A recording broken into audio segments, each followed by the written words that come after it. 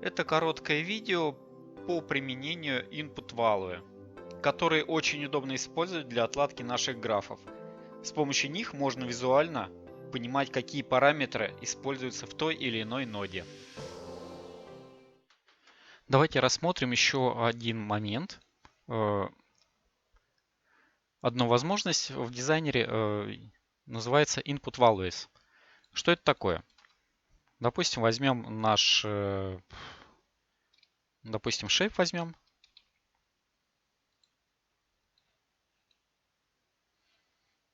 Пусть будет круг. Сделаем чуть его поменьше. Вторую ноду возьмем квадрат. Сделаем еще меньше. И сблендим их. Вычитаем. Subtract. Угу. Так. Помните, мы экспозили одним параметром тайлинг. Давайте мы попробуем сейчас это сделать чуть-чуть по-другому. В каждой ноде, вообще в каждой, по-моему в каждой, есть в самом низу такая вкладка Input Values. Что она делает? Она добавляет новый входной параметр для ноды. Смотрите, я нажимаю плюсик, и вот здесь в ноде появился параметр. Цвет означает тип переменной. Вот сейчас у нас float. Если мы, допустим, поставим integer, то у нас он желтенький. Итак, мы создали вход для переменной в этой ноде. И давайте создадим вход для переменной в этой ноде. Поставим тут тоже integer. И есть нода, которая называется input value. Что она делает? Она задает какую-то переменную, которую можно переводить в другие ноды. Сейчас это как раз нам и нужно. В данном случае у нас в ноде используется тип float, поэтому мы поменяем на integer. Если мы сейчас ее подключим к другим нодам, то у нас можно вот этот input параметр задействовать в функции. Смотрите, входящий параметр, название его вот здесь вот. Сейчас он input со знаком решетки. Давайте зайдем в наш тайлинг. И если мы возьмем getInteger и откроем тут название, то у нас тут появится вот этот вот название переменной. Решетка input. И как раз у нас будет вход этой переменной. Смотрите, если ее буду менять, я ее начинаю менять, и у меня меняется количество шейпов. То есть вот таким образом я настраиваю shape ноду. Давайте сюда тоже также применим ее. Empty function. getInteger. И input. Смотрите, я вернусь обратно. По идее, чтобы не путаться, можно тут как-то называть. Допустим, tile входящий, к примеру. И тогда у вас будет getInteger. Уже не решетка input, а решетка tile. И, по-моему, точно так же можно... Да, точно так же можно через эту кнопочку сразу задавать вот это значение. Заходим. Видите, у нас автоматом поставил style. Проверяем, что у нас работает. Мы выбираем нашу переменную и начинаем твикать. Все заработало, все так же работает. В принципе, отличий никакого нету от того, что мы вначале делали, заэкспозили вот сюда параметр. Только мы в графике видим его. В какой-то момент это удобно делать, в какой-то неудобно. Допустим, мне неудобно заходить, чтобы вот здесь менять параметры. И он, кстати, еще вот здесь присутствует. У нас появился input вот здесь вот. То есть, если мы сейчас сохраним эту ноду, Смотрите, я сохранил. Я открываю новый график.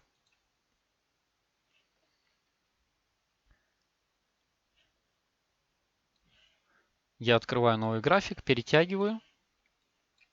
И у меня вот здесь input остался. Это как раз вот эта переменная, которую мы создали вот здесь вот. Вот эта переменная. Почему она у нас появляется там? На новой, ну, на нашей ноде. Это точно так же, как если бы мы взяли бы и ввели сюда input color или input grayscale. Возьмем input color, input grayscale, сохраняемся, открываем ноду и смотрите, у нас теперь тут три входа. У нас переменная есть, цветная карта и черно-белая. То есть мы можем взять здесь наши любимые клауды, вставить черно-белую, здесь взять какой-нибудь цвет, вставить сюда, а сюда вставить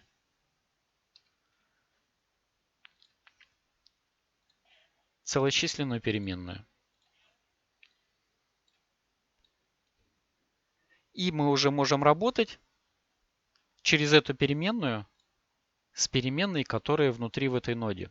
Вот в этом плюсик есть относительно обычного экспозинга. Но и он же у нас и минус. Когда мы плодим большое количество input нодов, то у нас вот здесь вот появляется большое количество этих инпутов. Это не очень удобно. Ну и плюс ко всему есть еще большой плюс. Я еще расскажу на приращении этих элементов. Рассмотрим примерчик.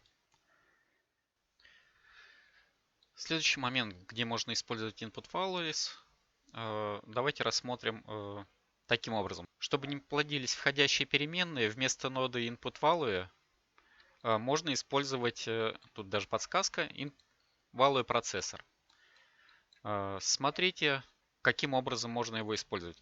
То есть я создал ноду value процессор, захожу в нее, и здесь я просто создаю переменную integer. И записываю сюда любое число, к примеру 3.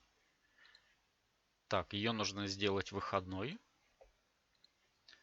И теперь у нас это число работает точно так же. Это переменная. Работает точно так же, как input value. Только value процессор, он не создает новый вход. То есть, если я сейчас удалю, я сохраню нашу ноду, создам новый проект и закину сюда нашу ноду, у нее нет теперь входящих слотов. Это удобно, когда мы настраиваем какие-то параметры и не хотим их, чтобы они были входящими, либо не хотим их экспозить. То есть, где это можно применить? К примеру, мы возьмем Clouds, возьмем ноду Warp, возьмем ноду Shape.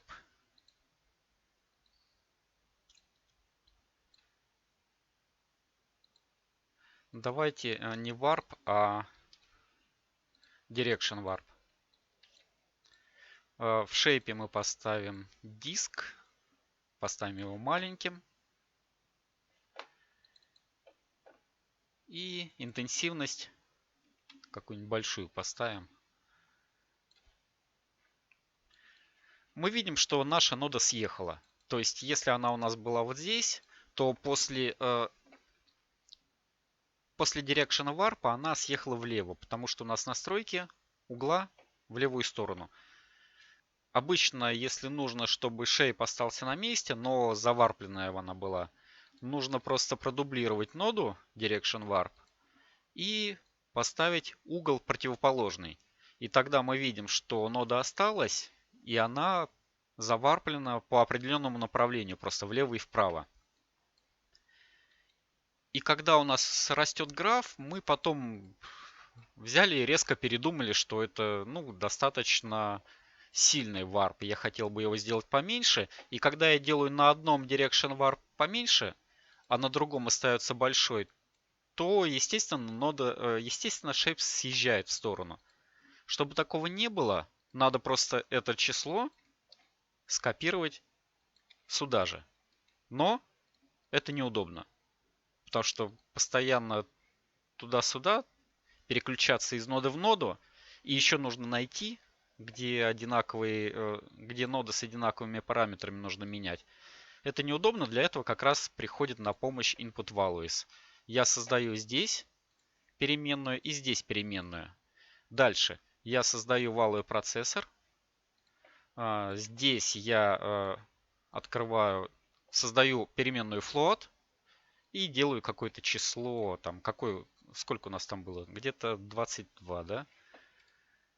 Делаю выходной и точно так же вставляю сюда. И теперь мы настроим, да, почти 22. Теперь мы настроим ее здесь. Поставим функцию. А здесь давайте по старинке. getFloat.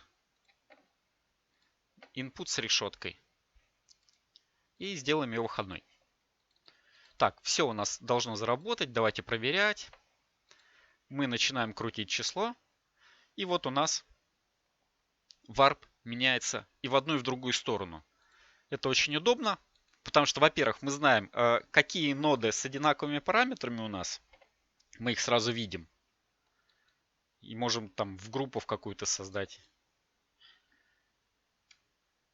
И этот параметр, он у нас не заэкспожен. То есть нету вот здесь вот дополнительного какого-то параметра, который надо будет потом скрывать, когда мы будем SBSR делать. То есть это настроечный такой warp, к примеру. Для этого как раз приходит на помощь value процессор. Мы еще обязательно на практике эти все вещи пройдем.